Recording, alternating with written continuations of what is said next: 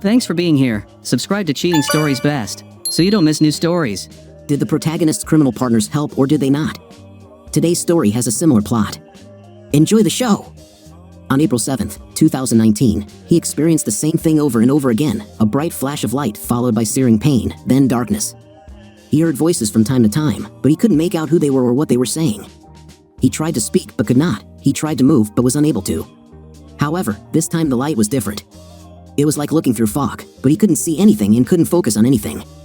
Foggy figures passed in front of him, and he tried to call out to them but could not. He began to hear sounds, but nothing he heard made sense. He forced himself to move but couldn't. He tried to scream, but nothing came out. Exhausted, he stopped to rest, and the darkness took possession of him again. After some time, he didn't know how much time had passed, the light returned. He forced himself to move and was finally able to do it, but it took all his strength. He tried to scream, but only a painful wheeze came out of his throat. He felt as if something was stuck in his throat, preventing him from speaking. A shadow flashed in front of him, paused for a moment, and then disappeared with a loud sound. He saw more shadows.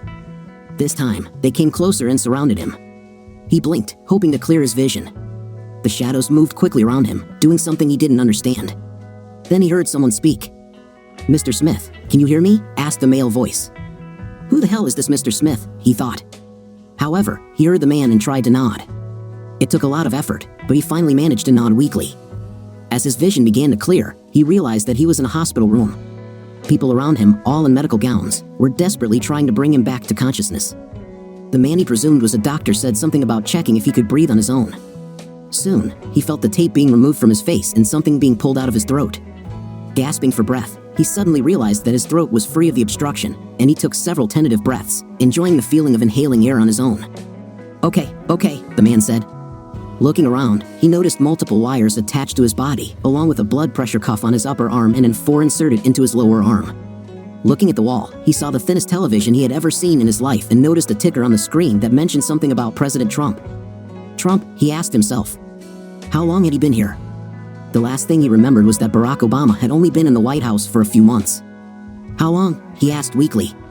The doctor looked at his thick chart before answering. About 10 years, as far as I can tell, Mr. Smith. 10 years? What the hell happened? And who is this Smith that everyone is talking about, he thought. Just relax, Mr. Smith. We'll run some tests and get you ready for rehab. As he watched the nurses free his arms and legs from the straps holding him to the bed, the doctor scribbled notes. He looked at another nurse before speaking. Do we have Mr. Smith's contact information? The young nurse checked the computer and answered in the affirmative. Very well, contact them and let them know. The nurse started calling, and the man wondered who would come to see him. His memory was still a little hazy, but he remembered that he was married and had an 8-year-old daughter. My God, he thought. My daughter, Jenny, should now be 18 years old and probably getting ready to go to college. He thought about his wife, Lydia, but for some reason, he did not want to see her. Something about the sight of her made him feel disgusted and angry. Well, Mr. Smith, the doctor said, your vital signs are normal, but we'll still run some tests. As soon as we get the results, we will remove your feeding tube and transfer you to the ward. You will stay with us for a while, but we will send you to rehab and get you back on your feet, okay? The man nodded. Doctor, he said, who is Smith? The doctor looked at his notes before looking back at him. It's you, he said. You seem to have amnesia. I'm not surprised, really. You've been through a lot. It's okay, we will invite a specialist who will work with you. For now, just relax, and we'll get you ready. With that, the doctor left, giving instructions to several nurses on the way out. The man knew who he was, and it wasn't some Smith. His name was Avery Wilson. He was born in 1972 to Dan and Barbara Wilson. He had a brother, Robert, who was a year older than him. He joined the Army at 18, straight out of high school, and was trained as a sniper. He spent the next 4 years in various hotspots around the world, including Kuwait.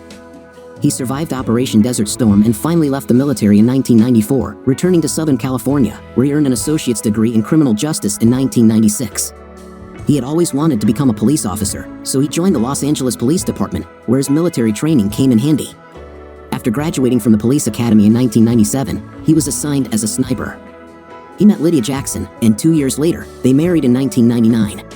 Everything was fine, he thought, and their daughter, Jennifer, was born in October 2000. He continued his police service while his wife worked as a lawyer in the same firm where his brother was a partner. At the end of 2008, he won a large sum in the lottery, and from then on, everything went wrong. Around the same time he won the lottery, he accidentally discovered that his wife had been cheating on him for a long time with his brother. Luckily, his good friend and confidant, Ben Jacobs, persuaded him to open an account abroad under a different name so that Lydia could not access most of his winnings. Ben, being an expert in financial matters, managed his account. He also introduced him to a real bar shark who hated unfaithful spouses and despised Robert even more. He organized surveillance of Lydia and Robert and was able to obtain photographs and videos of their meetings. He planned to confront his wife about her infidelity, but something happened. He couldn't remember the details of that night, but he was sure they would come back to him soon. The next thing he remembered was waking up in this hospital 10 years later. Exhausted, he laid his head back and watched TV while the nurses did their work. But who was this Smith? What did it all mean? He pondered his life as he watched the local news. One Robert Wilson has reportedly announced his intention to run for public office, he heard. He wondered if Robert Wilson could be his brother. He watched as a well-dressed man with gray hair spoke to a group of people outside a building in downtown Los Angeles. Standing next to him were two women, Lydia and a teenager who looked like an adult version of his daughter, Jenny. "And I promise the people of this great state that I will bring ethics and responsibility back to our government," Robert said to applause. "Sacramento is out of control, and we need to get back to basics." After that, Robert turned and kissed Lydia on the cheek. She was 2 years younger than Avery, and he thought she had the best looks money could buy. Wilson, who was accompanied by his wife and daughter, made his announcement this afternoon and is already leading in the polls. Since his brother Avery tragically died in a shooting in 2009, Wilson has been actively involved with the families of fallen police officers, the newscaster said, showing a photo of Avery in a police uniform. "What the hell?" the man thought, looking at the report. "Dead? I'm not dead," he told himself. "And what is this nonsense about Jenny being Robert's daughter?" He laid his head back on the pillow and tried to remember the last few days before he ended up in the hospital, but his mind kept coming back blank. His thoughts went back to the major events of his life, hoping to find an answer. He thought about Robert, his older brother. For as long as he could remember, Robert had been his constant tormentor. He not only mocked him, but also took pleasure in taking everything he could from his younger brother: money, recognition for his services, his belongings, even his girlfriends. It seemed that whatever Avery had, Robert wanted, whether he needed it or not. What made it even worse was that their parents always supported Robert.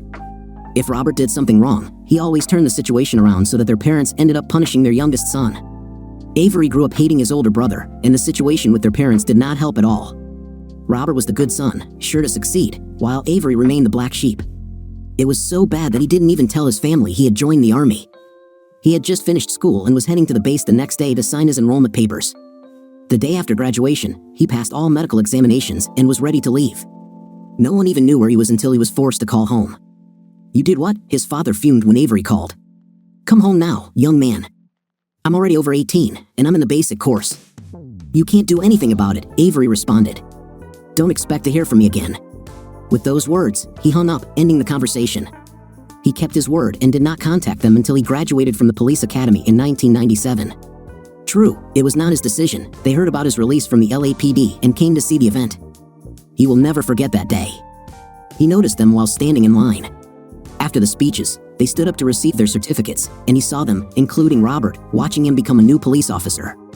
After the ceremony, he tried to leave as quickly as possible, but he was stopped when they blocked his path, and they didn't have happy faces. "You won't run away from us again, Avery," his father said. "I knew you would finally do something worthy. I was hoping you would go to college and become a lawyer like your brother." Robert grinned, but the smile quickly disappeared from his face. "Yeah, well, it's my choice, and it's something you can't take away from me," Avery said, looking at Robert. "And FYI, I did do something worthwhile in the military." "Avery, please," his mother, Barbara, said. "We haven't seen or heard from you for 7 years. Can't you just be polite to us for once? Maybe if just once you and my father had given me some support, things would have been different. But no, you always listened to him, always took his side in everything, and never gave me a chance," he said. "This is my day, and I won't let you ruin it." "Avery," Robert said, "I don't understand. Why do you hate me so much? Are you kidding me? You were a damn bully. You took everything I had from me, even my girls." He said, "You accused me of all the bad things you did and made them believe all your lies," he added, pointing at his parents. His parents were shocked by his words. He was always so quiet and polite. Who was this man in front of them, they wondered. "So guess what, idiot? I'm done with you. I have paid my debts and am building my life, so stay away from me," he told Robert, his eyes burning with hatred. "Avery, son, what happened to you?" asked his mother, shocked by her son's language. This was not the quiet man who endured everything they threw at him. He looked at his mother. "I've grown up, Mom," he said. "I became a soldier. And you know what? I even killed people." She retreated a little after these words. He continued, "Don't worry, Mom, they were bad people and they deserved it.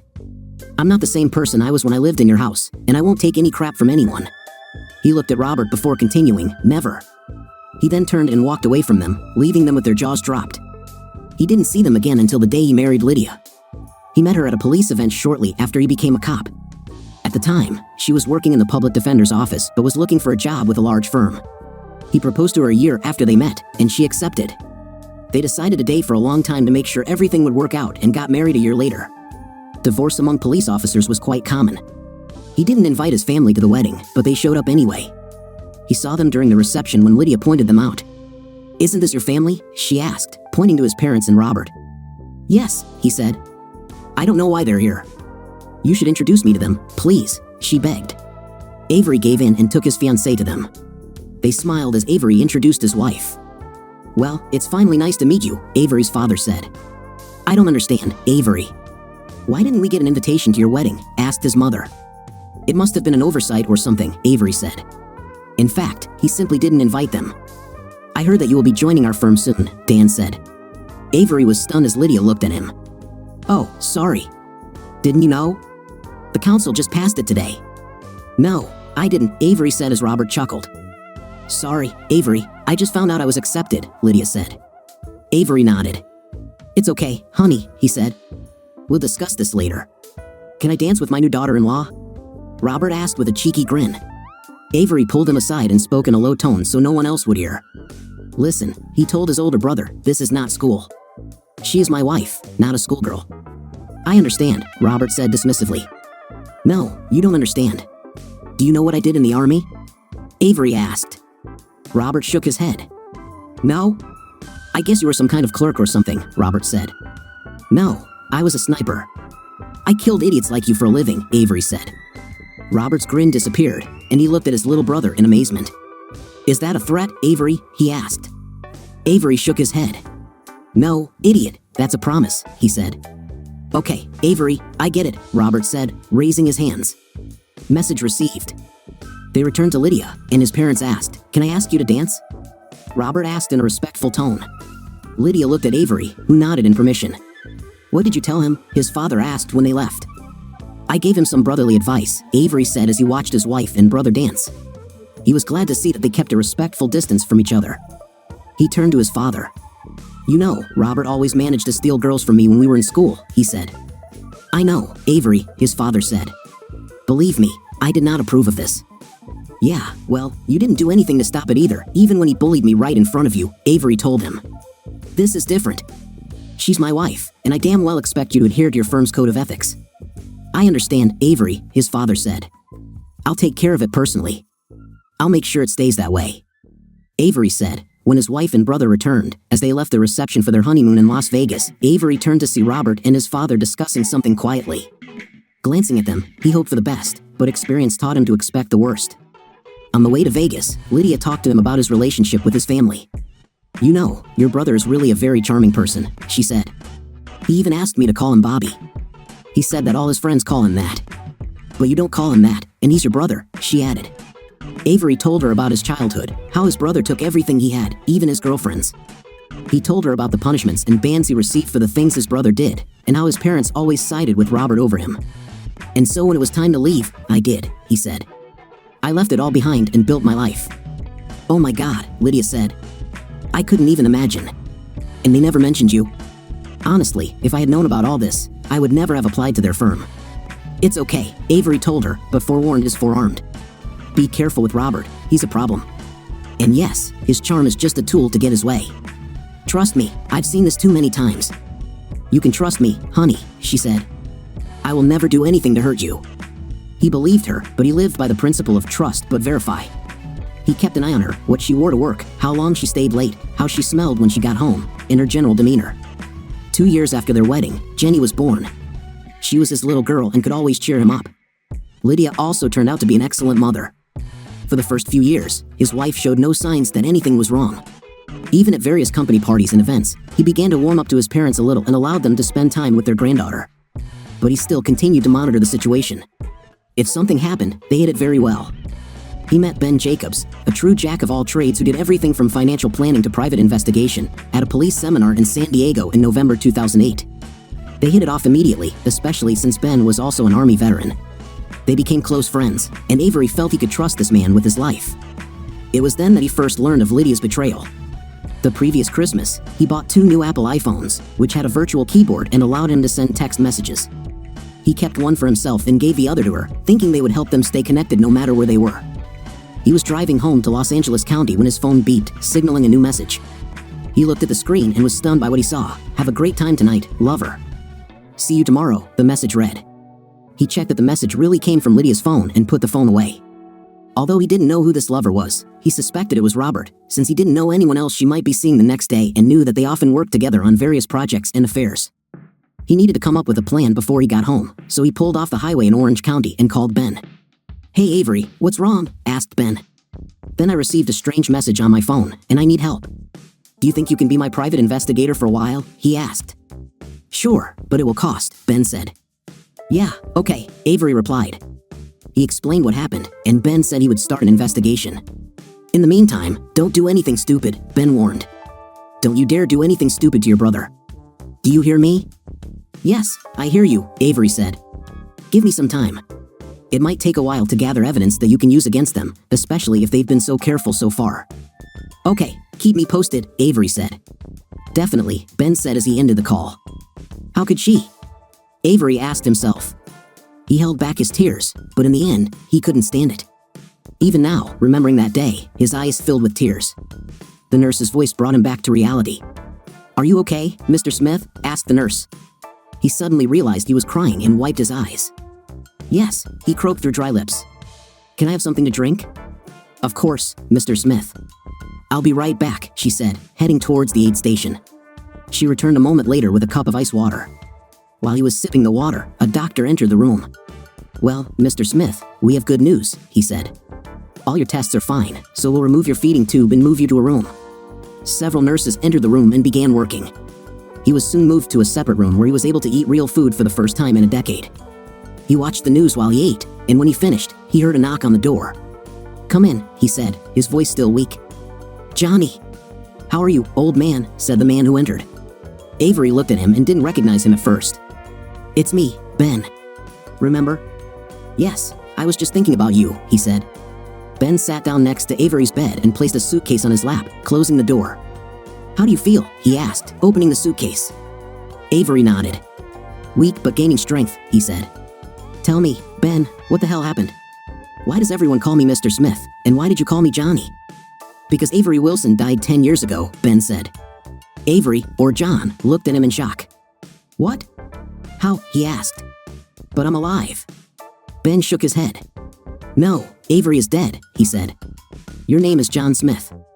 According to officials, Avery was killed during a robbery when he returned home to pick up his belongings. "How much do you remember?" The man shook his head. Ben pulled out his laptop and placed it in front of him. "Watch this," he said, turning on the video. The video showed Lydia, Robert, and Dan in a hotel room discussing a plan to take down Avery. Lydia mentioned that Avery would be coming the next day to pick up the remaining items, to which Dan replied that it would be a good time to wrap things up. He asked Robert if he had the determination to kill his own brother, to which Robert confidently replied that he had long wanted to do this. Dan stressed the importance of making it look like a robbery, and Robert assured him that everything was under control. In the next video, Avery was captured, and Robert mocked him, revealing that Avery's daughter was actually his. The video then showed Robert decisively putting his plan into action by setting up the robbery scene. The footage later continued with Avery's body being taken away by paramedics, with Lydia and Robert playing the roles of grief-stricken relatives. "So, you had a video of Robert shooting me, but you didn't do anything about it?" asked John. "I had no choice," Ben said. "The feds told me to bury it. The fact is that your father and brother were under investigation due to their connections with some shady characters in organized crime." John asked, "Who do you think is funding your brother's campaign for state senate?" Ben nodded. "Among other things," he said. "So how did I survive?" asked John.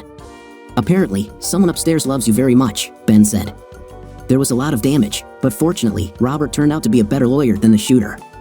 It was truly a medical miracle that you survived at all. If you hadn't gone into a coma, the feds would have hidden you under witness protection.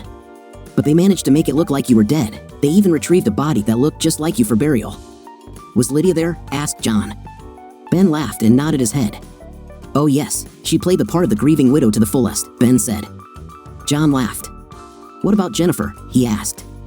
She's going to college soon, Ben said. She misses you very much and blames her mother for what happened. She is quite resourceful. You would be very proud of her.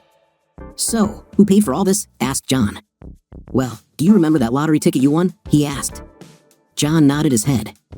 If you remember, you trusted me with this, so I made some investments and put it all in an offshore account. It's grown quite a bit, and that's what paid for your hospital stay and will last you for the rest of your life if you're careful. Thank you for that, John said. My pleasure, Ben said. So what do you think will happen next? I'd like to see my daughter, John said. And I need to get revenge on those who did this to me, all of them. Ben nodded his head. I understand, he said. I had a feeling you might say that. They talked for some more time and discussed their plans for the future, including revenge on their parents, Lydia, Robert, and Avery. John even considered using his sniper skills against them, but Ben talked him out of it. Wouldn't you rather see them suffer a little first? Ben asked, an evil smile appearing on his face. What's on your mind? Asked John, his mood brightening considerably when Ben laid out a potential plan. By the time Ben left, John was in a great mood. He even embraced his new identity with a vengeance. Oh yes, he thought to himself. They will all pay for what they did to me. He spent the next few days in the hospital, getting stronger every day. He mentally mulled over the events that led to his murder. He remembered the last days of his past life, December 2008. After Avery received a text message from Lydia, he allowed Ben to install hidden cameras and microphones in his house. Ben went all out and even installed hidden microphones in his wife's car. He had no idea where these devices were, which he thought was probably a good idea. Then, somehow, Ben managed to install hidden cameras in their offices. He didn't know how his friend managed it and didn't ask. 2 weeks after receiving the message, he received an email from a friend asking him to come to his office. Hey, Avery, Ben said as he walked in and shook hands. Are you ready for this? Avery shook his head. I don't know, he said. Ben nodded his head in understanding. It's not pretty, he said, holding out a large stack of photographs that showed Lydia and Robert in various compromising positions. As far as he could tell, all of their dates took place either in a hotel room or in their office. It took everything he had not to get sick. That's not all, Ben said, starting up a video on his computer. You know he tried really hard to hide all of this from Avery, but you know he'll find out very soon. Lydia said, he may be a Boy Scout, but he's not stupid. Robert and his father laughed. You're welcome, Robert said condescendingly. We've been doing this for 5 or 6 years. He still doesn't understand it. We could probably do it right in front of him, and he wouldn't know what was going on. Dan laughed. Maybe we should introduce him to this Christmas, he said. How about this? After dinner this Christmas, we'll toss him something and let him have a look. We'll give him a little incentive, and if he doesn't agree with the program, we'll go back to Plan B. Plan B? Asked Lydia. You mean let our friends from the East kill him? Something like that, Dan said. You know your husband is not the only sniper. Lydia laughed. Do you think Barb will agree to this? Asked Lydia. Who do you think came up with this idea? Dan said. Lydia raised her glass. Well then, here's to Barb and Christmas dinner, she said, smiling. The two men joined her. After the video ended, Avery felt even worse.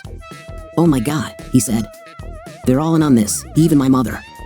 Avery, you need to be very careful from now on, Ben said. There are other videos here, and they are still just as bad. Until now, they have been very careful. Ben pulled out a business card. I have taken the liberty of turning you over to the meanest divorce lawyer in the area. I have already given her the evidence that I showed you, he said. Use my phone and make an appointment. She is waiting for your answer. Avery called and made an appointment with the lawyer for that afternoon. What about their plot to get me out? Avery asked. I provided this information to the FBI, Ben said, but I'm not sure anything will come of it. Now it's just talk. There's no evidence that anything was actually organized.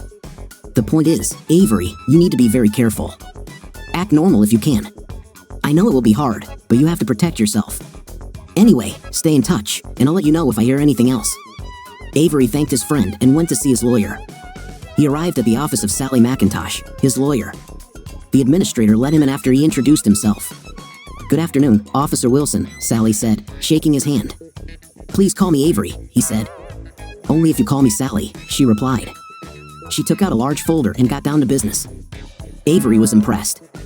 I have already spoken to Ben, and he has provided me with the evidence he has collected. I have to tell you, this is probably the most confusing situation I've ever seen in my career. So, what do you expect from this? Well, I would like custody of my daughter if she is truly mine, and I don't want to pay her any support. I would also like to pursue action against Robert and my ex-parents, he said. Sally nodded her head. You know California is a no-fault state when it comes to divorce. We can file an irreconcilable differences claim and use the evidence as leverage in dividing the property. As for custody, I'm afraid you'll be at a disadvantage here, since most judges in this state favor the mother. However, given your wife's income, there is a chance that you can avoid paying alimony. We can make this argument and see what the judge says. What about Robert and the rest of my family? Avery asked. Unfortunately, California law does not allow suits to be filed on the basis of alienation of affection. We may be able to find other grounds to sue, but I'm not sure anything will come of it, she said. Okay, Avery said. Do what you need to do. When do you want her to be notified? Sally asked. Avery thought for a moment. At Christmas, he said. At my parents' house. Sally laughed. You are cold-blooded, she said. Divorce for Christmas? I like it. Given what I have seen, I will also add an order of protection prohibiting her and your family from coming near you. Thank you, Avery said. I'm so sorry you're going through this, Avery. You seem like a good person, Sally said as she ended the meeting. Avery left the office in a state of shock, processing everything he had seen and heard. Never in his life would he have thought that his family would be against him by participating in such a conspiracy. Lydia felt that something was wrong and tried to approach him. What happened, dear? She asked. Avery shook his head, not believing his ears. I just have a lot on my mind, he said. One of my friends found out that his wife was cheating on him. He's taking it very hard. I'm really sorry to hear that, she said. I would never do something like that to you. Of course, he thought. You know that, right? He looked at her before shaking his head again. I hope I never have to find out, he said in a monotone voice. Lydia wasn't sure how to take it. Does he know something, she thought? He remained in his office after she left and began to review the evidence Ben had provided. He shook his head in disbelief. Are you going to bed? Asked Lydia. Avery shook his head and waved her off. I have a lot on my mind. Go to sleep, he said. He ended up falling asleep on the couch in his office. Lydia woke him up the next morning. Why didn't you come to bed last night? She asked.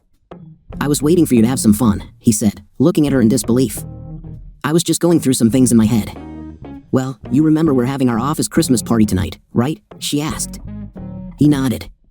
I'll meet you in the office around 4:30 p.m. I hope your mood will improve by then. Yes, of course, he said. She leaned in to kiss him, but he offered his cheek to her. I love you, she said, leaving the room. Yes, and I love you too, he said without much enthusiasm. He knows something, she thought as she left. That evening, Avery went to his wife's Christmas party, which was always held at the office where she worked. Robert met him as he entered. Well, look who it brought, he said, his speech slightly slurred from alcohol. Avery declined the offer of a drink and took a bottle of water. What, are you too nice to drink with us now? Asked Robert. I'm still on duty, Avery said, and I hope you're not planning on driving tonight. What is little brother going to do, arrest me? Robert said. Only if you break the law, Avery replied. Lydia and their father approached them. Lydia tried to kiss him, but he turned away. Avery is threatening to arrest me, Robert said. Can you believe this? Dan looked at him. I probably would have arrested you too, after all the drinking you've had, Dan said. He reached out to shake Avery's hand. It's good to see you, son. Come on in and join the party. Avery kept his hand on the gun and followed his father and wife. Lydia hugged his arm. Relax, she said. You look like you're expecting an attack. Avery looked at her.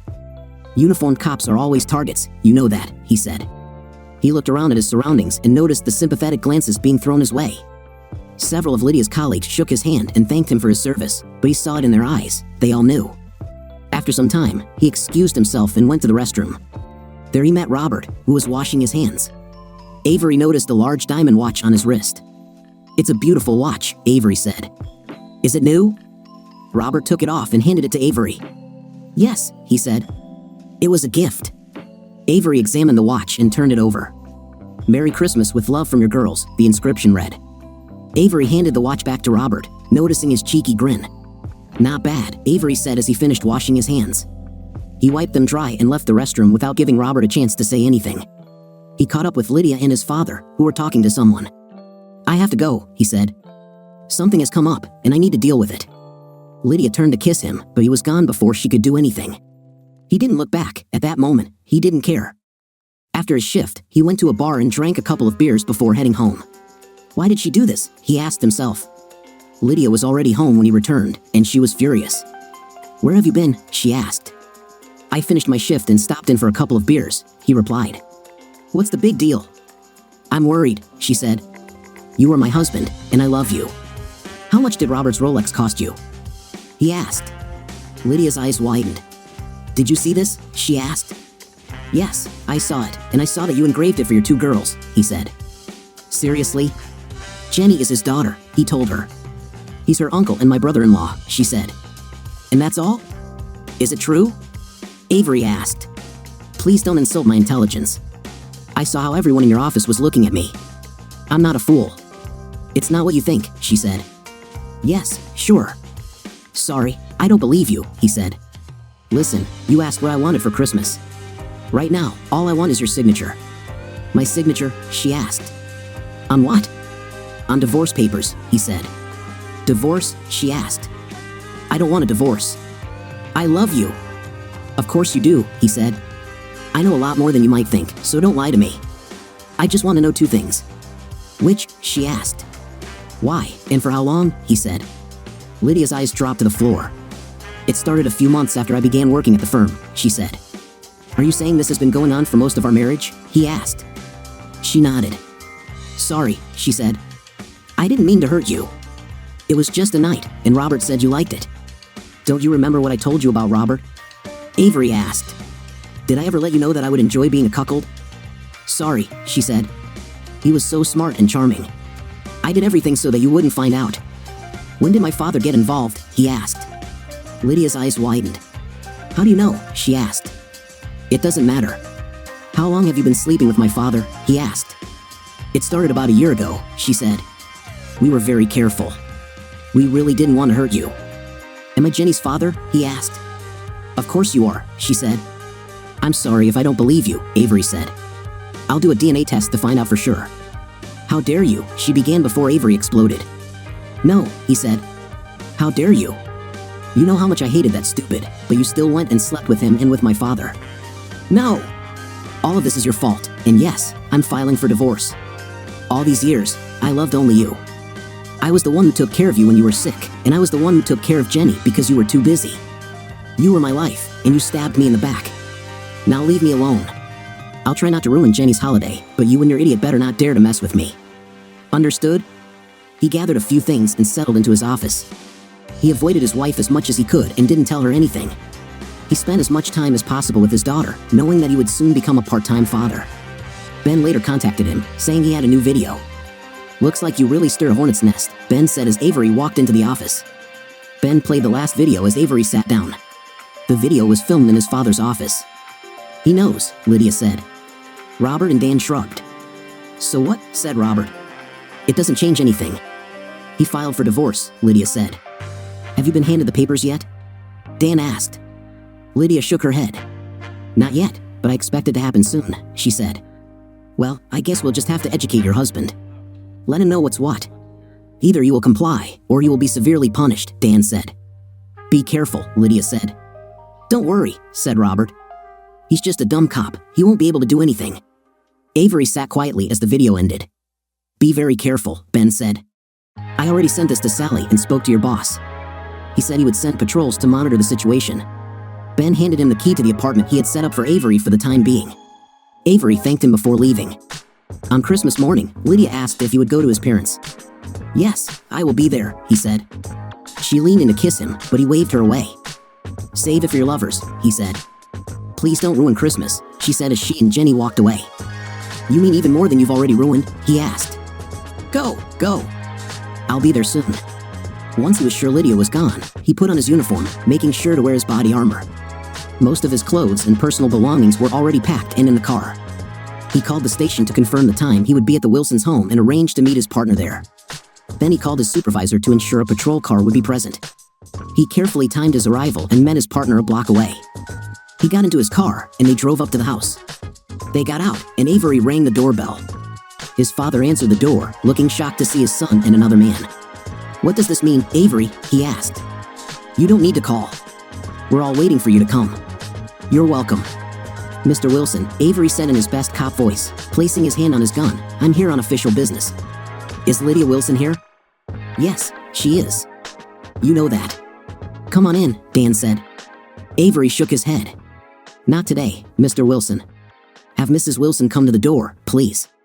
Dan nodded and called for Lydia, who came over with Jenny. The partner turned to her. "Mrs. L. Wilson?" he asked. She nodded, and he confirmed her identity before handing her an envelope. "You have been served with a subpoena." Lydia cried as she opened the envelope. "Are you handing me divorce papers for Christmas?" she asked, tears streaming down her cheeks. "How could you?" "This is much better than what you and my ex-family had planned for me," Avery said. Jenny began to cry as she watched her mother and looked up at her father. He knelt down and hugged his daughter. "What's going on, Dad?" she asked. "I'm so sorry, honey, but your mother has decided that she doesn't love me anymore," he said, hugging her as she cried. "I'll see you as soon as possible, and never forget that I love you, okay?" Jenny, crying, turned to her mother and hit her. "I hate you," she screamed, then ran away. Dan made his way to the sobbing Lydia. "How dare you come here and disrupt our family Christmas," he growled. "Mr. Wilson, consider yourself lucky that I'm not going to arrest you and the rest of your family for conspiracy," Avery said, handing him another envelope that contained photos and videos of their escapades at the Marriott Hotel. He was very careful not to include anything that had been recorded in their offices. By then, Barbara and Robert had already reached the door. "What's happening?" asked Barbara. "Avery just served Lydia with divorce papers," Dan said. "He knows," Barbara said, stepping back, her face pale. "Yes, and I know all about what you four have planned for me," Avery said. "I advise you to study the protection order very carefully and strictly comply with it. I will have no problem arresting you if you violate it." "Order of protection?" Robert shouted. "I'll kick your fifth place right now," he added, extending his hand toward Avery. Dan grabbed Robert's hand as Avery prepared to draw his gun. "Don't touch him, dumbass," Dan shouted. Robert removed his hand. Dan looked at Avery. "Okay, idiot, if that's how you want to play. You could have been part of something great, but you ruined it," he said. "I thought I was part of something great," Avery said. He looked at Lydia. "I'll call you after the holidays and set up a time to pick up the rest of my things. At this time, I advise you to follow the order and stay away from me." "Okay," Avery said. "I'm sorry," she said. "Yes," Avery replied. "Goodbye. Merry damn Christmas." Avery went to the apartment Ben had set up for him and unpacked. Merry damn Christmas indeed. He spent the rest of the day drowning in a bottle of Jack Daniels. The next week, he received a call from his father. "I want to see you in my office this afternoon," Dan ordered. Avery laughed. "People in hell want ice water too," he said. "This will not happen. Have you forgotten about the order of protection? If you want to meet, you can call my lawyer and arrange a meeting in her office in her presence." He ended the call before Dan could say anything else and contacted Sally. She didn't like that he called during her holiday break, but she listened to what he had to say and agreed to meet Dan, Robert, and Lydia in her office. She also agreed to contact Dan and arrange a meeting that afternoon. The five met in a conference room at Sally's office. "Couldn't it have waited until New Year's?" asked Sally. "No, it couldn't," Dan said. "Are you Mrs. Wilson's lawyer?" asked Sally. Dan looked at Robert. "Robert Wilson and I are both her lawyers," he said. "I think you really don't care about things like conflicts of interest, do you?" said Sally. "Well, let's see what the Bar Association has to say about this. What's so important that you had to meet with my client during the holidays?" Dan took a folder out of his briefcase and placed it on the table. "I want Avery to give up this stupid divorce and sign this agreement," he said. Sally read the paper inside and laughed. She handed the paper to Avery, who also read it in disbelief. "Do you really expect my client to give up his rights as a husband and agree to let his wife sleep with you and his brother? Mr. Wilson, you are out of your mind. Rest assured that I will bring this to the attention of the bar. Now get out of my office before I call security." "I will destroy you," Dan said to Avery. "When I'm done with you, you'll wish you were never born." "Do you know that threatening a police officer is against the law?" said Sally. "Get out before I arrest you all." Blushing, Dan, Lydia, and Robert left the office. Avery apologized to Sally and thanked her from the bottom of his heart. "I can't wait to get this idiot in front of a judge," she said as she closed the office door. Avery kept his promise and called Lydia after New Year's to set up a time to pick up the rest of his things. She told him that no one would be at home, and he naively believed her. As soon as he entered the house, he felt something before everything went dark. That was the last thing he remembered before he woke up in the hospital. On May 6, 2019, John's rehabilitation went better than anyone could have imagined. Not only did he regain his memory, but his body also recovered, and he now felt as strong as ever. He noticed that doctors had performed some reconstructive surgery on his face, apparently to deal with scars from the injury. The surgery was minor and left a few small scars, but it was enough to change his appearance significantly.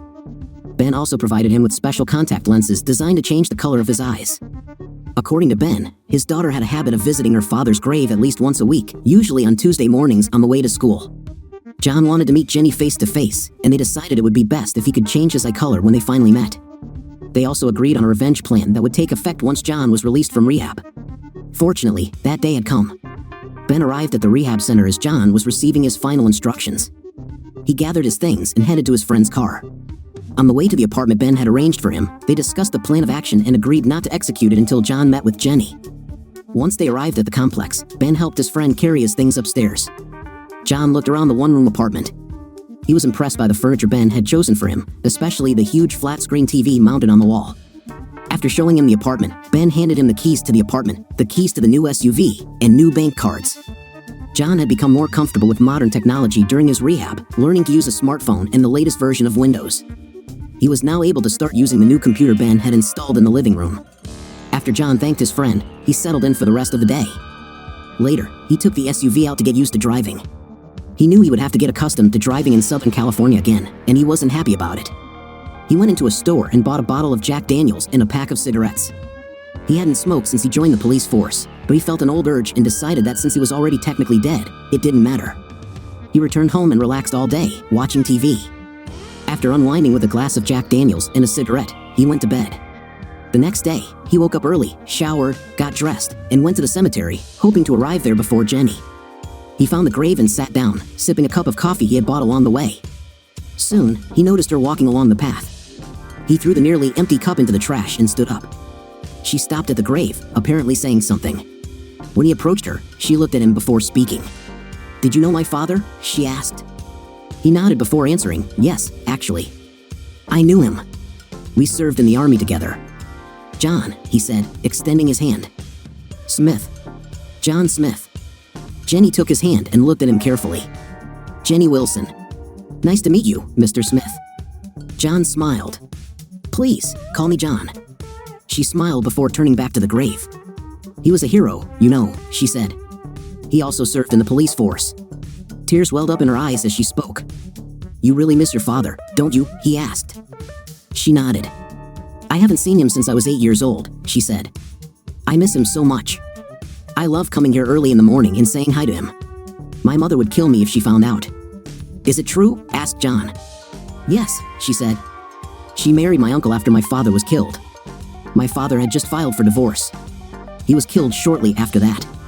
"Do you know how this happened?" asked John. "They say he was shot by a robber," she said. "I take it you don't believe it," John said. She shook her head. "My father was the best cop. I don't believe he could have been caught off guard," she said. "But I can't prove otherwise." "What do you think happened?" asked John. "I don't know," she said. "I just can't believe a robber would take him by surprise." John nodded. "These things happen, you know," he said. "Yes, but not with my father," Jenny said. "So, if you don't mind me asking, have you decided what you want to do with your life?" asked John. "It's not difficult for me to answer, John," she said. "I plan to attend UCLA this fall. I want to become a lawyer, but not like my mother or uncle. I want to be a prosecutor. I want to put bad guys behind bars. I think I owe that to my father." "Your father would be very proud of you," John said, tears welling up in his eyes. He wanted to hug this girl and tell her that everything would be fine and that he was proud of her. She looked at him for a moment before speaking. "I have to go, John. Do you mind if we stay in touch? I don't know why, but I feel safe next to you, even though we just met. Something about you reminds me of my father," she said. John smiled. "Of course, Jenny. Can I give you my number? Call me anytime you need," he said. "Of course," she said, smiling. "I hope you don't mind if I call at weird hours." He shook his head. "Not at all, Jenny. Call me anytime you want."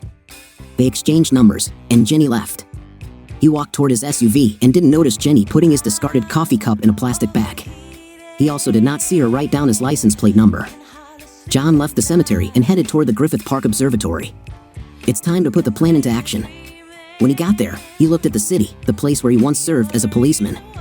He pulled out 2 phones with disposable SIM cards that Ben had bought. He activated the first phone, set the number to private, and connected the voice changer Ben had given him. He selected the desired effect and dialed the number. The woman answered on the second ring. "Lydia Wilson," she said sharply. "Why? Why did you kill me?" he asked before hanging up. He quickly turned off the phone and took out the battery. Unknown to him, Lydia had just left a meeting with her husband's sponsors when the call came. She heard the message and tried to answer, but the call had already ended. She thought it was the voice of her late husband, Avery, but she wasn't sure. Of course, Avery couldn't call her from beyond the grave, she told herself. She considered calling back until she realized that the incoming number was set to private.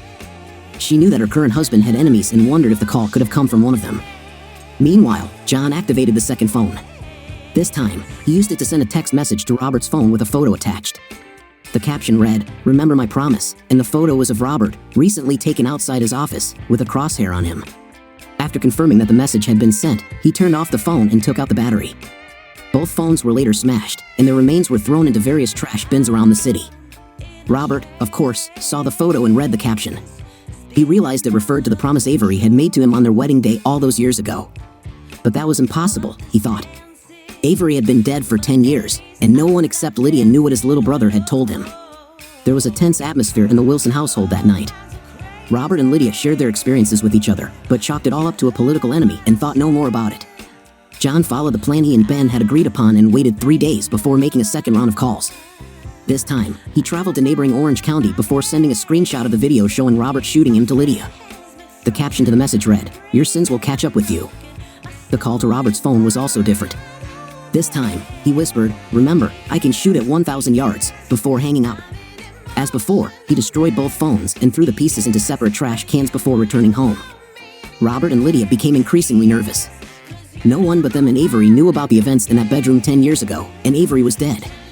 How could this happen? They asked each other. Following the plan, John and Ben did not send any calls or messages for another couple of days. John knew that Ben was busy gathering information about Robert, so he spent his free time studying the events of the last 10 years. Then he received a call. Opening his smartphone, he saw that it was Jenny calling. "John Smith," he replied. "Hi, John. This is Jenny. Do you remember me?" He smiled. He could never forget his little girl. "Of course. What can I do for you?" "Can we meet tomorrow morning at my father's grave around 6?" she asked. "Of course," he said. "I'll be there. Everything is fine. I need to talk to someone very urgently," she said. "Okay, I'll see you there in the morning," he said. "Thank you," she said before hanging up. He wondered what she needed to talk about. The next day, he sat on a bench near the grave and waited for Jenny. She arrived exactly at the appointed time and sat next to him. "Good morning," he said. She returned the greeting, and he noticed that she was very nervous. "What are you thinking about?" he asked. She looked at the grave and then back at him. She opened her purse, took out an envelope, and handed it to him. "What is this?" he asked. "You know, I remember the last time I saw my father alive," she said. "After the funeral, my mother married my Uncle Robert, and he insisted that I call him Dad. I refused, although it angered my mother. He kept saying that he was my father, but I didn't believe him. Now I have the truth. He is not my real father." She looked into his eyes. "You are my father." John was stunned. How could she know? He thought. She pointed to the envelope. "Sorry for the interruption, but after we met, I took your coffee cup and cigarette butt from the trash can. You know, smoking kills," she said. He laughed. "Something about you reminded me of that day 10 years ago. You can't change your DNA. They were able to take enough saliva from what I found to identify you as my father with 99.9% certainty." "Wow," John said. "Ben was right about you. You really are resourceful. You will make a great prosecutor." Jenny smiled. "So who are you really, and who then is buried in my father's grave if it is not you?" "The man you knew as Avery Wilson died 10 years ago," he said. "My name is really John Smith, thanks to the federal authorities. The official story is that Avery was killed during a home robbery, but that's not true, is it?" she asked. He shook his head. "No," he said. "Not at all. I knew it. I need the truth, Dad," she said. He enjoyed hearing her call him Dad and knew she was right, but he wasn't sure if she could handle the whole truth. "Are you sure you want to know?" he asked. "It's much worse than you can imagine." He saw tears in her eyes. Yes, I need to know," she said, "no matter how hard it is." "It looks like things are not going well in the Wilson household right now," John said. Jenny shook her head. "No," she said. "Mom and Robert have been on edge the last few days. As far as I can understand, they are receiving strange calls and messages, and it is very stressful for them." "But that's not all, is it?" John asked. Tears flowed down her cheeks, although she tried to hold them back. "Did they hurt you?" She burst into tears, and John hugged her. It felt so good to hold his little girl again, and he wanted to ease her pain. "You'll probably hate me if I tell you," she said. John shook his head. "I could never hate you," he said. You are my little princess, and you always will be." She was pleased to hear this and gathered as much strength as she could before continuing. "Robert hurt me," she said quietly. John felt furious as she spoke. "What are your plans for today?" he asked. "None, actually. School is over, but I can't stay at home anymore," she said. "Right now, I'm just waiting for graduation so I can move out and go to college. You said you wanted to see proof. Do you want to come to my house so I can show you?" Her eyes lit up. "Is it true?" she asked. "Yes, I would really like to," John replied. He took out his phone and called Ben. "Hey, John, what's wrong?" asked Ben. "Ben, I need you to come to me right now." "Plans have changed," John said. Ben knew not to ask too many questions. "Okay," he said. "I'll be there soon." John ended the call and walked Jenny to her car. "Follow me," he said. "I'm in that SUV," he added, pointing to his car. He drove to his apartment, making sure that Jenny followed him the entire time. He walked her to his apartment and invited her inside. "It's not as nice as your house, but it's home," he said. "This is great, Dad," Jenny said, looking around. "A woman's hand is missing here." She agreed to coffee, so he turned on his Keurig machine and let her choose a flavor. After they received their coffee, they sat down at the table. "So where's this evidence?" she asked. "Are you really sure you want to see this?" he asked. "It's a pretty brutal video." "I told you I needed to see this," she said. John opened the laptop and played a video of Dan, Robert, and Lydia planning to shoot him, then showed her the video of the shooting itself. Her face turned pale and tears streamed down her cheeks. "Oh my God," she said when the video ended.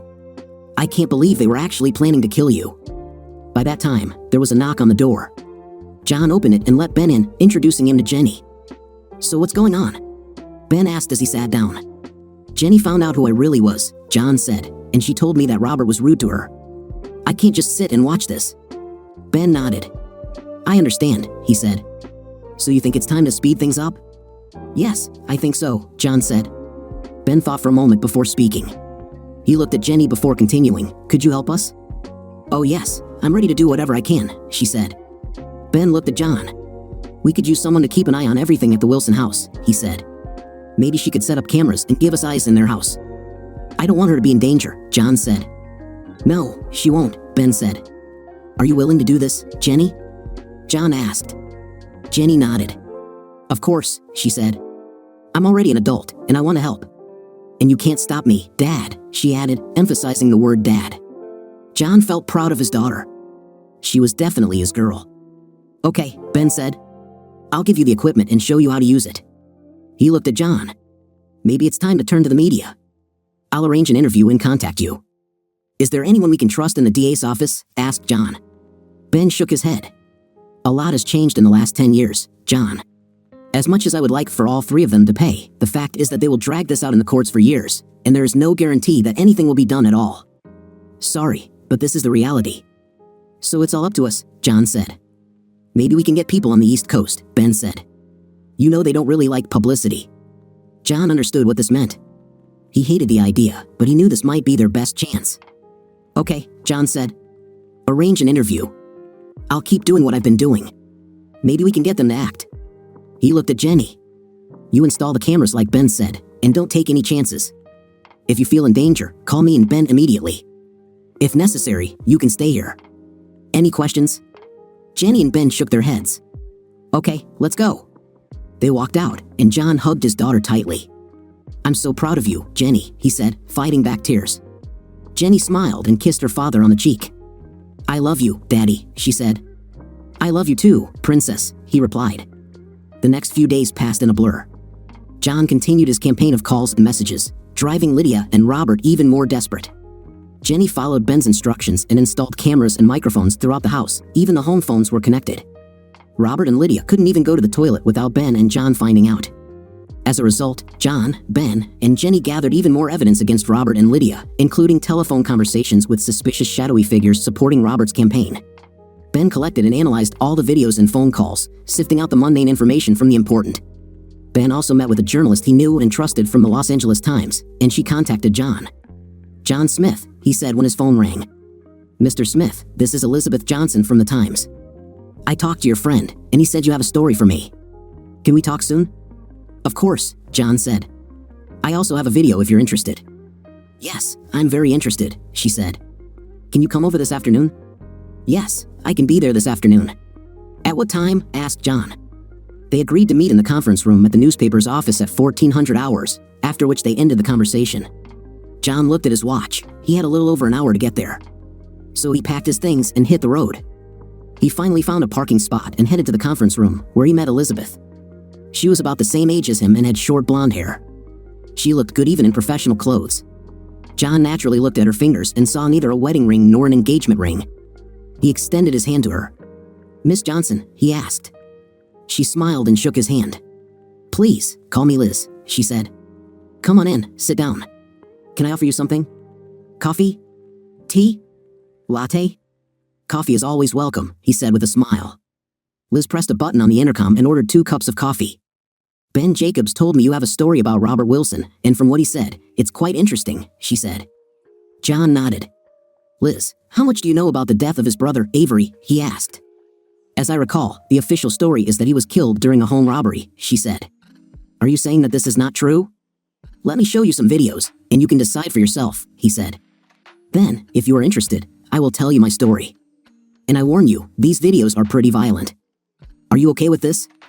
"Of course," she said, and John booted up his laptop.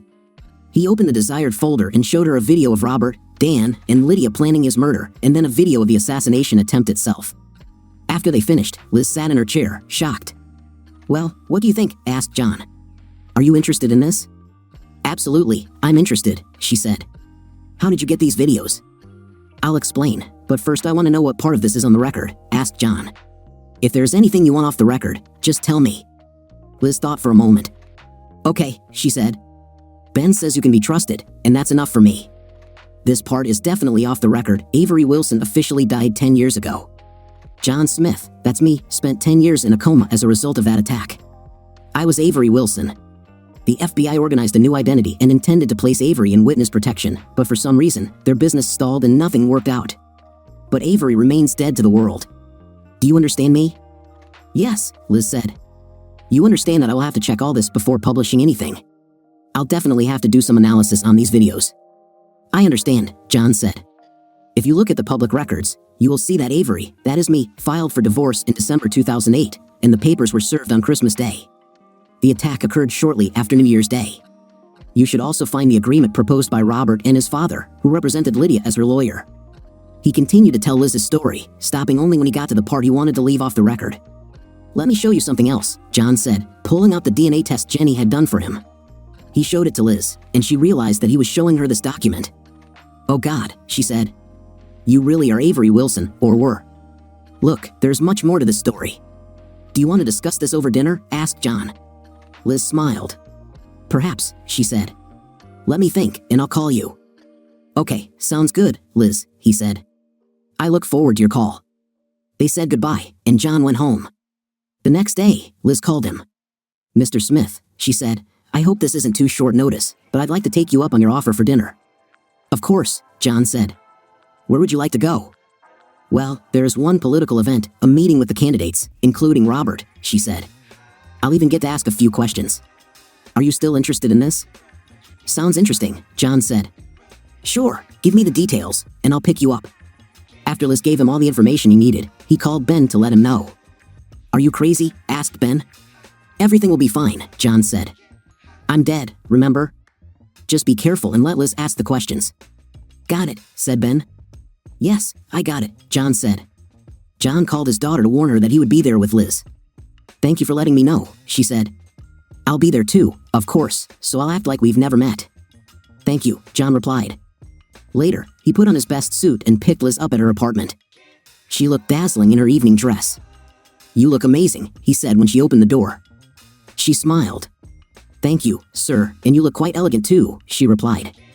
They arrived at the event and mingled with the crowd before heading to dinner. Liz handed her invitation, which included her and one attendant, to the man at the door, who waved them through. Robert, Lydia, and Jenny stood close to the entrance, shaking hands with everyone who entered. John held his breath, hoping that neither Lydia nor Robert would recognize him. Robert held out his hand to Liz as she approached him. "Good evening, Miss Johnson," he said, taking her hand. "Glad to see you. And I see you've brought a friend," he added, holding out his hand to John. John thought he would lose his composure, but he pulled himself together and shook Robert's hand. "What's your name?" asked Robert. "Smith." John Smith, John replied. He glanced down and noticed that Robert was wearing the same Rolex watch that Lydia had given him for that fateful Christmas holiday. Nice to meet you, Mr. Smith. This is my wife, Lydia, and my daughter, Jenny, Robert added. John nodded to Lydia and Jenny. Jenny smiled politely, while Lydia looked at him with a strange expression. John thought she didn't look well. Wrinkles appeared around her eyes and mouth, and she looked tired and thin, too thin, he thought. John wondered if perhaps she recognized him but dismissed the thought. Mrs. Wilson, Miss Wilson, he said casually before moving on. John and Liz walked to their seats and sat down, introducing themselves to the other guests at the table. He leaned toward Liz. This watch he's wearing is the same one that Lydia gave him 10 years ago, he whispered. Oh really? She asked. Interesting. The dinner went well, as far as a rubber chicken political event could go. John swallowed his food with difficulty and carried on light conversation with the others at the table.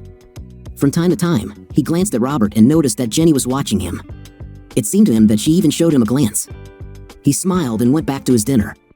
Finally, the dinner ended, and the host introduced the candidates on stage. Robert was the first to address the public.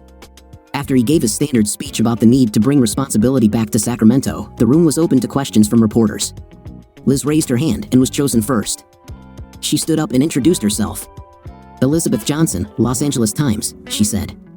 This is your first time in the political arena, and we don't know much about you, Mr. Wilson.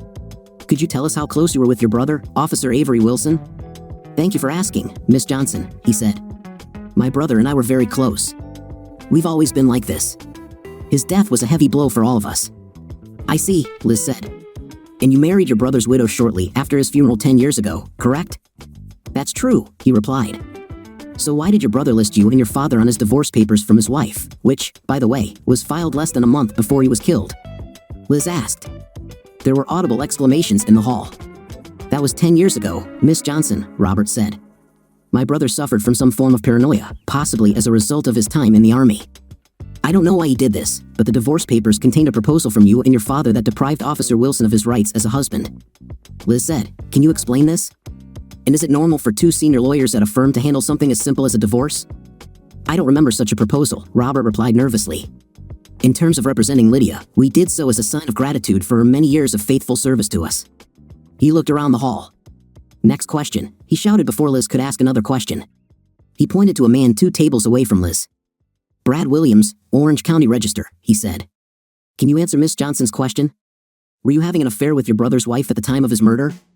Cheers rang out again in the hall. John noticed Lydia looking down at her plate when the question was asked. This is an outrageous accusation, Robert said. I love my brother very much. No one was more saddened by his death than I was. At the time of the murder, your company was under investigation by federal authorities for suspected links to organized crime. Can you tell us how this investigation turned out? Brad asked. We were completely cleared, and the case was closed, Robert said. Next question. He pointed to another woman a few tables away. Jane Holliday, Lean News, she said. As far as I remember, the FBI never completely closed the case. They simply stated that they had not found any convincing evidence to support the allegations. Is this correct? The result is the same for us, Robert said. If there had been any truth to the allegations, my father would never have gotten a seat in court. John noticed that Robert was clearly nervous. The presenter walked over and ended the question and answer session before introducing the next candidate. I don't think he helped himself, John whispered to Liz. She smiled and nodded her head. I think you're right, she said. You might want to watch the evening news when you get home. A couple of hours later, the event ended, and everyone began to leave. Robert, Lydia, and Jenny quickly headed for the exit, but were intercepted by John and Liz. Mr. Wilson, John said, holding out his hand. Robert stopped and shook it. I couldn't help but notice your watch. This is a wonderful thing. Can I take a closer look at it? Robert took off his watch and handed it to John. John examined it and turned it over, showing Liz the writing on the back, which was exactly as he had described to her the day before. He returned the watch to Robert. I knew someone who had a very similar watch, John said as he looked at Lydia. You must love your husband very much to give him such a thing. Lydia smiled. Yes, I do. Mr. She began. Smith, John said. It was nice to meet you. I hope you have a pleasant evening. He nodded to Jenny, who smiled. Robert hugged Lydia, and the 3 quickly left. John and Liz watched them go. Looks like you just found your story, John said. Liz nodded. I think so, she replied. Now that this is over, would you like to go somewhere? Maybe we should have a real dinner. She smiled. I'd I'd love to, John, but I have to get home and finish the article before it appears in the morning paper. I understand, John replied. Liz turned to John as he stopped in front of her apartment complex. John, I want you to know that I checked your old police records. I didn't want to interfere, but I needed to understand what kind of person you were or what you were like. According to your record, you were a cop who did not tolerate any disrespect, she said. But tonight, I saw something different. She continued, I was very impressed with how you held back. It must have been tough seeing your wife and daughter with the man who shot you. No, it wasn't easy, John admitted. I hope to improve my relationship with my daughter. Liz nodded. I understand. She is very beautiful and very similar to you. Look, if you don't mind, I'd like to make it up to you somehow. How do you feel about country and western? She asked. I love it, John replied. Great, she said, smiling. I know one place where you can take me in a week on Friday, if of course you don't mind. They serve cold beer and the best burgers in town, and there's line dancing. You have jeans and cowboy boots, right? I think by then I'll have found something suitable, he said. If you don't mind teaching me these line dances, I've been asleep for the last 10 years. Will you pick me up at, say, 6:30? She asked. John smiled. Agreed, he replied. He got out of the car, opened the door for Liz, and walked her to her apartment. She opened the door, then turned and kissed him tenderly on the cheek. See you in a week, cowboy, she said before walking inside. Sweet dreams, she added as she closed the door. John felt like a schoolboy who had just asked a girl out on his first date. He was practically jumping and skipping on the way back to the car, smiling. He arrived home and immediately turned on the evening news. It didn't take long before local news channels began showing clips of the evening's event. Several candidates for public office met with the press this evening to introduce themselves, the news anchor said. Attorney Robert Wilson faced harsh questions about his relationship with his brother, fallen police officer Avery Wilson, and the officer's widow, who is now his wife. The screen showed a very nervous and agitated Robert who dodged questions. John smiled. This evening clearly did not go well for Robert. At one point, Wilson was asked whether he was having an affair with his brother's wife, who received divorce papers less than a month before the tragic murder. The host added that Wilson denied the allegation, saying he loved his brother. When the report ended, his phone rang. Looking at the screen, he saw that Jenny was calling. Hello, Princess, he said when he answered the phone. Hi, Dad, she replied. Who was that hottie you were with tonight? Her name is Liz. She's a journalist. I assume you approve? Asked John. Definitely, Jenny replied. Well, I have a real date with her in a week on Friday, John said. Well done, Dad, Jenny said. By the way, Mom and Robert are just beside themselves right now. They are furious about the questions they asked him. They were talking to reporters by phone all this time. I don't know what you did, but you clearly pissed him off. John laughed. Yeah, he clearly wasn't enjoying the evening. I'm just glad I was able to be so close to them and not be recognized. How are you holding up? I'm fine, Jenny replied. Listen, I have to go, but I'll contact you. Love you. I love you too, Princess, he said. Be careful. They finished the call, but John's phone rang again. This time, it was Ben. Hey, buddy, Ben said. I saw Robert on the evening news. He looked very unwell. Liz really pushed him to the wall. Yes, she did, said John. I think your idea to go to the media was a good one. What news do you have? We have some interesting video from their home, and we have recorded some calls with reporters, Ben said. There was another call from your father, and he was clearly unhappy with the way Robert handled the situation. No wonder, John said. Jenny says they're absolutely mad. Well, I have something coming up here, so I'll get back to you later, Ben said. It seems like his performance caught the attention of his sponsors, if you know what I mean. John understood exactly what Ben meant, and he knew it wouldn't bode well for Robert. John spent the rest of the week doing what he had done before, sending little notes and making calls to harass Robert and Lydia, hoping to push them over the edge. He also spent some time shopping for new jeans and cowboy boots for his date with Liz. One day, Jenny had time and went with him. It looks like someone is going to hit the jackpot, she told her father as he tried on new boots. John laughed. Do you really think Liz would like an old man like me? He asked her. Old man? Well, no, said Jenny. You're in great shape, and you look damn good. If she doesn't fall in love with you, she'll be crazy. You are a real treasure. I'm glad you think so, Princess, he said. How are you holding up? I'm fine, she replied. Mom and Robert don't get along at all. All they do is fight and fight. I think we need to step up our game a little. John said, I'll talk to Ben and Liz and see what they think. Jenny nodded. You may be right, Dad, she said. They are clearly afraid of something. After Jenny went home, Liz called him. Hi, John, she said when he answered. I just wanted to let you know that our technical experts have analyzed the video you gave me, and they say both are genuine. I showed them to my editor, and he's interested in seeing what else I can dig up. Do you have any more videos and information to share with me? Yes, there is, John said. Do you want to meet for lunch or something? There's one more aspect that I didn't tell you about, and it's very delicate. Yes, of course, Liz replied. Can we meet in an hour? I'll send you the address. Great, John said. I just need to run home and grab my laptop. Okay, Liz replied. See you then. Having received the address, John headed home, took his laptop, and went to meet Liz. She chose a nice bistro with outdoor seating, and John noticed her immediately. She smiled as he sat down opposite her. It's good to see you again, he said. Mutually, cowboy, she replied. What do you have for me? First of all, this concerns Jenny, my daughter, he began. By the way, she knows who I am, and we spent some time getting to know each other again. She is a very wonderful girl. It's good that you two are getting acquainted again, Liz said. What's wrong with her? She told me that Robert was verbally abusive and hit her, he said. Liz looked at him in shock. Oh God, she said. Did she call the police or do something? Yes, she says she called the police twice, but her mother was able to get her out of the situation, he replied. According to Jenny, they threatened her if she called the police again. We need to get her out of there, Liz said. John nodded. I know, but she's an adult, John explained. She is going to UCLA in the fall and plans to stay there. Now she is just waiting for the right moment to leave home. We installed hidden cameras and microphones in their house and will detect if anything happens, but I'm confused. On the one hand, I want to take her now, but if I do this, I will be putting her and myself in even greater danger. These people are playing for keeps, and it doesn't cost them anything to kill both her and me. I have a second bedroom, Liz said. She can move in with me if she wants. Would you like me to talk to her? Do you mind? Asked John. I think she needs to talk to another woman who can understand her point of view. Liz nodded. I would love to talk to her. Can you arrange a meeting? The sooner, the better, Liz said. John nodded and took out his phone. How about right now, if possible, he asked. That would be great, she replied. John called his daughter, and she answered on the second ring. Hi, Dad, she said. Hello, Princess.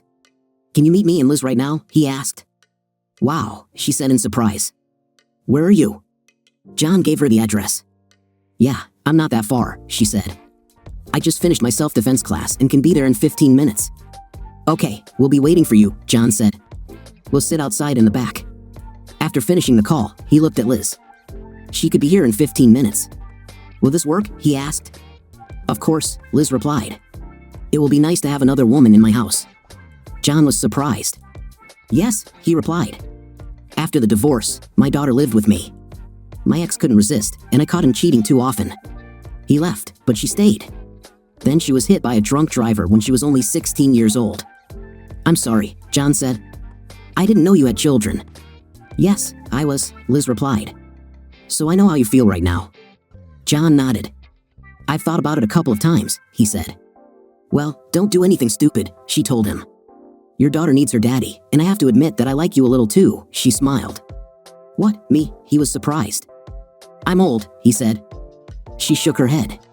Not at all, she said. I think you're only a couple or 3 years older than me. It can't be, he said. I'm 47. You're no older than 35, right? She smiled. Thanks for the compliment, she replied. Actually, I'm 44, but don't tell anyone about it, okay? Your secret is safe with me, he told her. Remember, John Smith, you may be able to rip Robert's head off, and God knows you have every right to do so, but there's an old saying, you shouldn't argue with someone who buys ink by the barrel, she said. Do what you have to do, but don't cross the line. Thanks for the reminder, he said. By the way, did you bring another video? She asked. Yes, I brought it, he replied, taking out his laptop. This is all pretty tough stuff. I'll warn you right away. He copied the files onto a flash drive and handed it to Liz. Use what you see fit. She took it. Thank you, she said. At that moment, Jenny approached their table. John stood up and motioned for her to sit down. He introduced the girls to each other. I saw you at dinner the other day, Jenny said. I like the way you pinned Robert. Thank you, Liz replied. Then she turned to John. Would you like to take a walk, Dad, so Jenny and I can have some lady time? John raised his hands and stood up. I'll leave you, he said. He kissed Jenny on the cheek and looked at Liz. Thank you, he said. Give us about 30 minutes, okay? Liz asked. Got it, he said. I'll be back in half an hour." John left and started window shopping before returning to the bistro half an hour later and rejoining the girls. They laughed and joked like old friends. "The vengeful warrior is back," Liz said with a smile. "Okay, Dad, here's the thing. Jenny is coming to see me this evening and will stay at least until she starts her studies at UCLA. She can stay as long as she wants, but there is one condition. I'll pay her expenses," John said.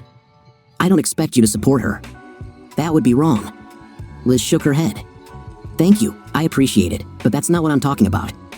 Starting tomorrow, we both expect you to come to dinner with us as often as possible, preferably every evening, if you can," she said, and both women smiled as they looked at him. "Okay," he agreed. "Actually, these are two conditions, but I accept."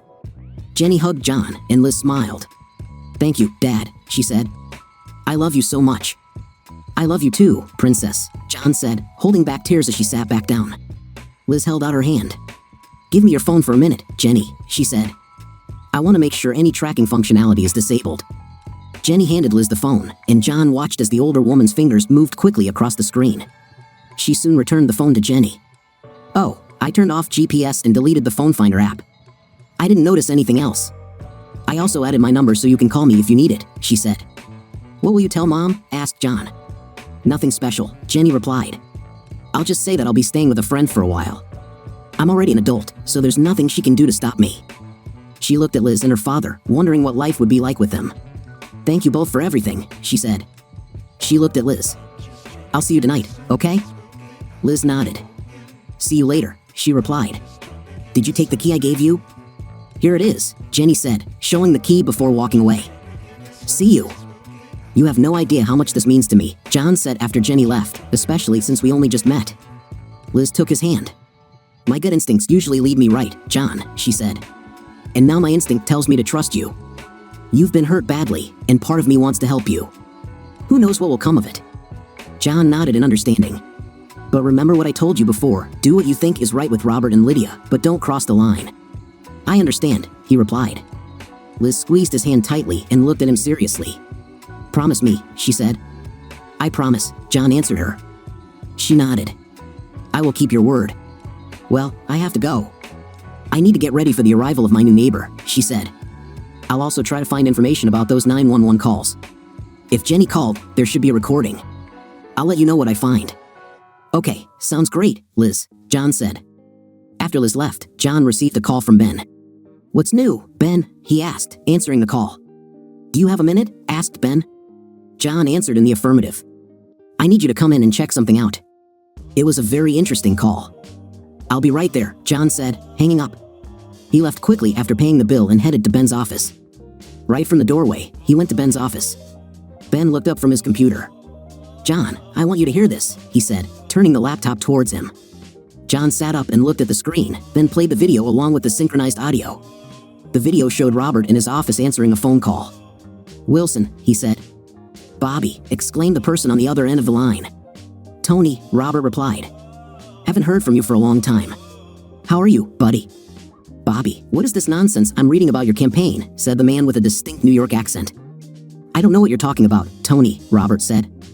"Sometimes reporters suddenly pull out some old dirt. I thought we dealt with your brother's case a long time ago." "I thought so too," Robert replied. "Listen, Bobby, Mario is not happy right now. You know how he feels about unfinished business, right? You need to get this under control," Tony said. "We have a lot of money invested in your campaign, and we can't let you ruin it." "I understand, Tony," Robert replied. "Maybe I should deal with that Times reporter." "What, are you going to fire some reporter for doing her job?" asked Tony. "Are you crazy? You know every blogger is already writing about this. Are you going to kill all the bloggers on the planet? Are you stupid? Look, Tony, tell Mario that I'm going to meet with this journalist and try to work things out, okay? The newspapers write what they want, you know," said Robert. "I'll tell him, but you better keep it under control. Got it?" Tony warned. "You know how much Mario believes in thoroughness. Do you understand me?" "I'll handle it, Tony." "No problem," Robert said, clearly nervous. "Make sure it does, Bobby," Tony warned him, "because next time there won't be a call." "Understood."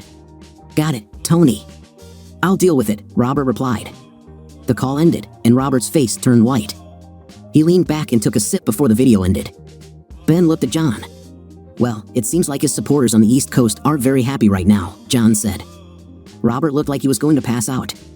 It's worse than you think, Ben replied. I think the man Tony called Mario is none other than Mario D. Silva, one of, if not the most feared crime bosses in the country. I heard that he is trying to push his people into elections all over the country to help him with his various projects, which are really just a front for their criminal activities. Do you think maybe we should let them deal with Robert? John asked. I think if we carefully throw enough information at reporters to get them interested in Robert's background, they can look into it themselves, he said. This D. Silva is a crime lord of the highest order but is generally considered a very loyal man, devoted to his family. D. Silva was the one the FBI was looking at when I was shot, right? Asked John. Why not give it to the FBI? Yes, it was him, Ben replied. Honestly, I'm not sure the FBI is capable of finding its own asses right now. The way they screwed this up 9 or 10 years ago doesn't fill me with confidence. I wouldn't be surprised if D. Silva had some of his people in the FBI at that time. Why don't we dive into all the old videos and see if there are any mentions of Mario or his associates?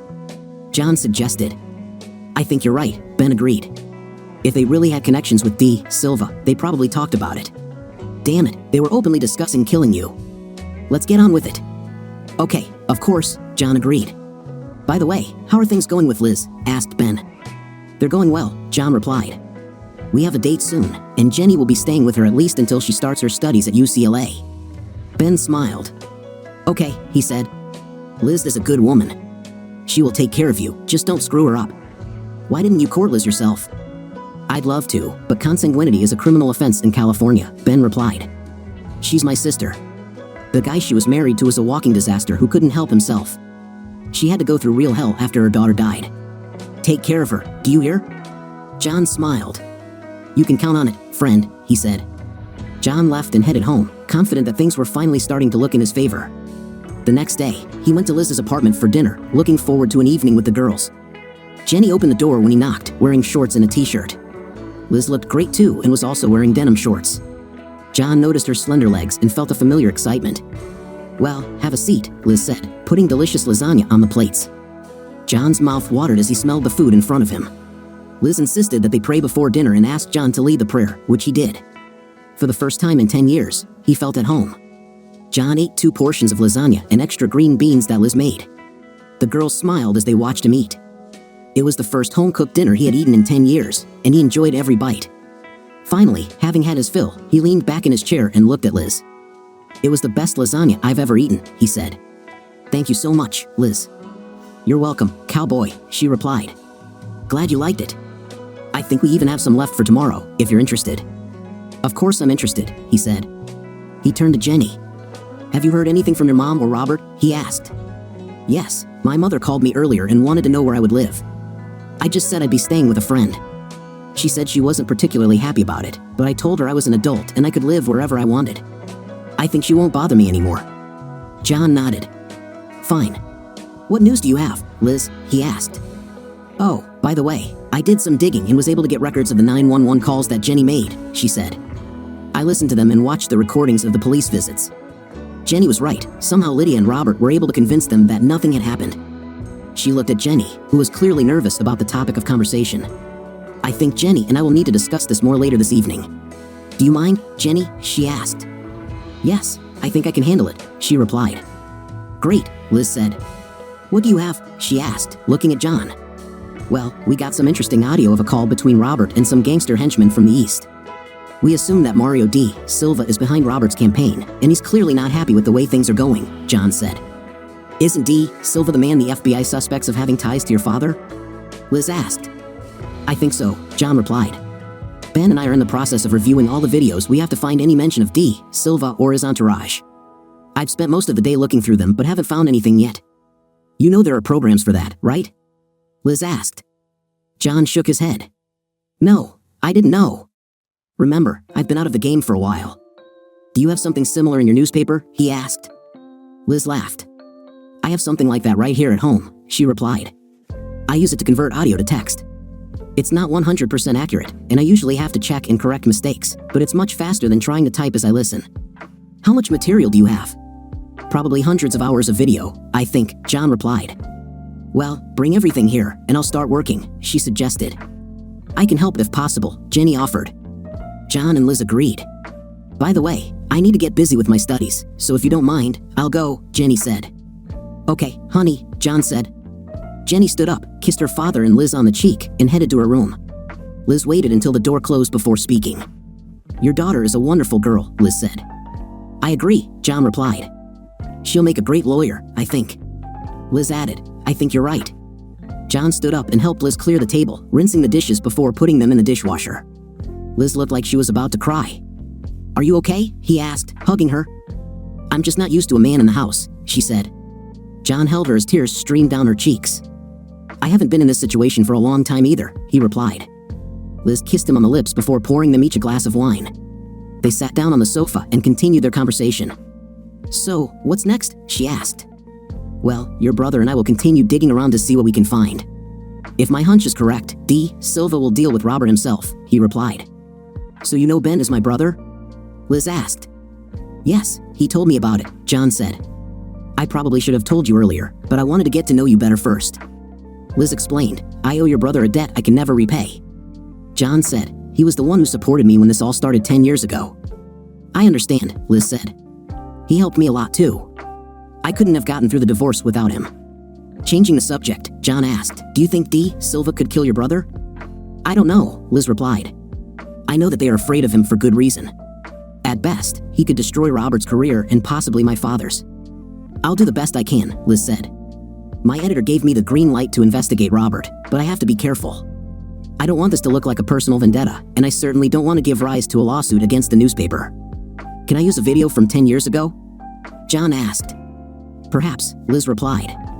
"Of course, we cannot publish the video in the newspaper, but we can use it on the website and also print screenshots from it. You will need to be very careful when serving it. Let me discuss this with my editor first. I'll do it tomorrow, but I think we need to build up to it little by little, starting with the other materials we have." "Okay," John agreed. "If your editor agrees, I think it will end Robert's career." He glanced at his watch. "I think it's time for me to say goodnight to my daughter and go home. Thank you for a wonderful dinner." Liz hugged John and kissed him. "Maybe someday you'll stay for dessert," she suggested. "I would like that," he replied. They shook hands when Jenny entered the room. "Okay, you too," she said. "Honestly, you can't take either of you anywhere." John stood up, kissed Liz goodbye, and then hugged his daughter. "Good night, princess," he said. "I'll see you tomorrow night." "Okay, Dad," she replied. "Sweet dreams." The next day, John continued his campaign of texts and calls to Robert and Lydia, knowing it was driving them crazy. He copied all the videos he had onto DVDs for Liz and Jenny, which took up most of his day. He didn't realize how much incriminating material he had until he tried to piece it all together in chronological order. That night at dinner, he handed the CDs to Liz, who couldn't believe how much material she was given. "I talked to my editor today, and he wants me to focus on the cheating first and then maybe use that as a segue into other stuff," Liz said. "You've already given me enough evidence to back it up, and if Robert threatens court, we will overwhelm him with everything we have." "Sounds good," John said. "When will this happen?" "Read tomorrow's newspaper." "I have a feeling this is going to get serious," she said. John smiled. "I can't wait," he replied. Indeed, the news of Robert and Lydia's infidelity became the main topic of the day. All the morning shows discussed Liz's article. An article in the Los Angeles Times accused state Senate candidate Robert Wilson of having an affair with the wife of his brother, deceased police officer Avery Wilson, the news anchor reported. According to the article, video obtained by the newspaper shows the officer's wife having an intim with both Robert and his father, current Superior Court Judge Daniel Wilson. Of course, we cannot show this video on air, but the footage published by the newspaper puts all three in an unfavorable position. Eyewitness News and other news outlets have reviewed the video and can confirm that it does indeed show the three having an intimate. The article also alleges that the divorce papers filed by Officer Wilson named both Robert and Daniel Wilson and alleged that his wife Lydia was engaged in adultery with both men. We attempted to contact Judge Wilson, but could not be reached for comment at the time of airing. Robert Wilson has previously denied any such relationship, and attempts to contact Mr. or Mrs. Wilson have also been unsuccessful. According to the article, the videos also contain references to an East Coast crime syndicate. At the time of these events, Wilson's firm was under investigation for links to organized crime. Officer Wilson was shot and killed in his home just days after serving his wife with divorce papers, the announcer said. We have also been given additional information that a shooting may occur in the next few days. Stay tuned. Delighted, John opened the newspaper. He usually didn't read it, but he had to see the article. There it was in black and white, with blurry photos from the video. The article was quite long and described the case in as much detail as possible. It also discussed mob ties and hinted that the shooting may have been planned. He jumped for joy when his phone rang. "Smith," he said, answering the call. "Did you read the article?" Liz asked. Just finished. It was great, he said. I'm glad you liked it, she said. I'm bombarded with calls now. Everyone wants to talk about the article, so dinner might be a little late tonight. No problem, he said. I'll go to Jenny's and we'll make you dinner tonight if that's okay. It's more than okay, she said. Bye, see you tonight.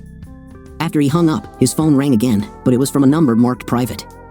He wondered who could be calling and accepted the call. Smith, he said. Good morning, Mr. Smith, the man said in a thick New York accent. John learned that it belonged to Tony, the man Robert had spoken to earlier. Who is this? Asked John. What do you want? Listen carefully, Mr. Smith, the man said. A black sedan will pull into your apartment complex in a few minutes. 2 men will come to your door. They were ordered to escort you to a meeting with my boss. You have nothing to fear if you follow their instructions. Have I made myself clear? Everything is clear with you, John said. The call ended, and John called Ben to tell him what had just happened. I don't think you're in any danger, Ben said, but just in case, turn on the phone finder app like I taught you, and I'll keep an eye on you. Call me as soon as you feel you need it. I think D. Silva's people are preparing to deal with you. Will do. As they say, everything will be fine. John followed Ben's advice, and as soon as he turned on the app, he saw a large black sedan drive into the apartment complex. A minute later, there was a knock on his door. He opened it and saw 2 very large men in suits and sunglasses. He also noticed that their weapons were kept in shoulder holsters under their jackets. Come with us, Mr. Smith, said one of them. John nodded and followed them to the car. They blindfolded him, then helped him into the back seat and searched him for weapons. They found his mobile phone and took it away. The door was closed, and he heard the men take the front seats. He decided to play it cool and stay quiet as they drove. He counted the seconds in his head, noting the turns, hoping to get some idea of where he was going. After about 45 minutes, he felt the car stop. The men got out and opened the door. One man held his hand as they walked away from the car. He heard a metal door open, and he was ushered inside. After the door closed, the man removed his blindfold. As his eyes adjusted to the darkened room, he saw a man of average build approaching him. The man extended his hand, and John took it. Mr. Smith, I'm so glad you could join us, the man said with a smile. My name is Mario D. Silva. Perhaps you have heard of me? Please take a walk with me. John followed him as he entered another room. There were Robert, Lydia, and Dan. They sat on the cold concrete floor and looked genuinely scared. They were immobilized. There are people here whom I think you would like to see one last time, the man said. I'm sure you know Mr. and Mrs. Robert Wilson, as well as Supreme Court Justice Dan Wilson. Yes, I know them, John said. They all looked at him, their eyes begging for mercy. Avery? Robert asked weakly. Is that really you? No, said John. Avery is dead. You killed him 10 years ago. Do you remember? You and this woman of easy virtue, he added, looking at Lydia, who had tears in her eyes. In fact, all 3 of you were planning to kill him. I guess your chickens have finally come home to roost, don't they? He leaned over and addressed Robert. I just want to know one thing, he told Robert. Why? Robert looked at him for a minute before answering. Because it was fun, he said weakly. John stood up and looked at Robert for a moment. You know you're right, John said. Are you having a lot of fun right now? He looked at Lydia and shook his head. I was always taught never to hit a woman, he said. Avery loved you with all his heart. And how did you repay him? What a monster.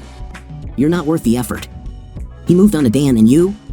You swore to uphold the law, but you don't even know what the damn law is, do you? You're a bigger piece of trash than Robert. You know that? To hell with you. To hell with you all. He then turned to Mario. Is there anything else, Mr. D. Silva? He asked. Mario shook his head. No, he said. I just thought you might want to say goodbye. John looked at the 3 people in front of him. Goodbye, he said, and go to hell. He then looked at Mario and continued, you know, I was actually thinking about killing them myself, but I made a promise not to cross that line, and I'm a man of my word. Mario nodded, showing John to the exit. I know that about you, Officer Wilson, he said quietly. John looked at him in surprise. Oh yes, I know who you are. I also know that your daughter is going to UCLA this fall.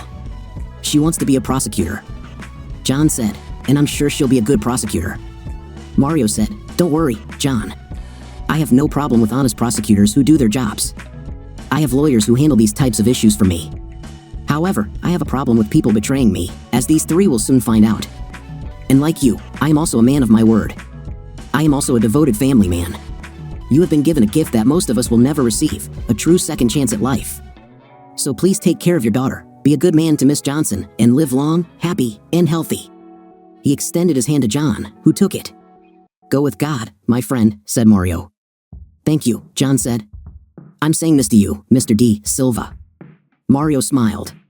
"Please, call me Mario," he said. "All my friends do." John nodded his head. "Go with God, Mario," he said. Mario smiled and nodded in response. He signaled to the two men to take John home. They complied, blindfolding him again and leading him out to the car. A little under an hour later, the bandage was removed, and John was given his phone back. One of the men handed John a large bottle of brandy. "This is a sign of gratitude from Mr. D. Silva," one of the men said. "Please convey my gratitude to Mr. D. Silva," John said. The men nodded before leaving. John made sure the sedan had left and sat down at the table. He pulled out his phone and noticed that his hands were shaking.